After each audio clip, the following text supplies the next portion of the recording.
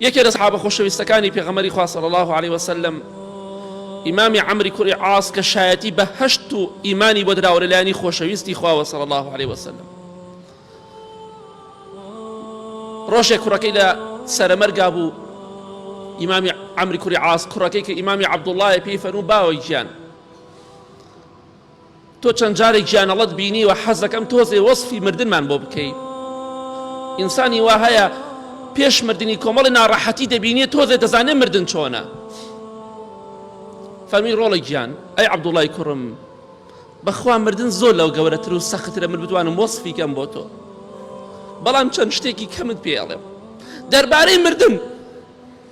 سوێن بەخوا وا دەزانم کێوی ڕەضوا کێوێکی زۆر گەورەی لە بەینی مەککە و مەدینە، وا ئەزانم کێوی ڕەضوا لە بان شان و ملمە.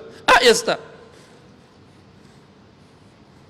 قوربە سەرمان ئەوە حاڵی سەحابە بێ، ئەهلی ئیمان و بەهەشت بێ، بەدبەختێکی تاوانبار و دڕەشێکی وەکو من و تۆ بێ حاڵی چۆن بێ. وەڵڵی وا دەزانم شاخی ڕەضوا بە بان شان و ملمەوەیە، وەڵڵی وا دەزانم دڕکێکی زۆر سەخت و قورس و گران لەناو قورگمایە و دەرناچێ، وەکو وایە دڕکێک لەناو قورگما بێ و ڕایکێشن. وەڵڵاهی ئەی کوڕەکەم وا دەزانم ڕۆحەکەم لە کونی دەرزیەکەوە دەرەچێت، ئەمەندە بە سەختی و بە قورسی دەرەچێت. ئەوە مردنە. ئەو ڕۆژەمان لەبیر چووە. بزانن ناخۆشەکانی دوای مردن زۆر لەوە قورستر و گرانترە، بەڵام هیچ کەسێک نابێت لە مردن ڕزگاری بێ. جا ئەو ڕۆژەمان لەبیر چووە، بۆیە جورئەتمان بەرامبەر بە تاوان زۆرە، بەرامبەر بە دین و خواپەرستی و ئیمان و تەقواش نیمانە و زۆر کەمە.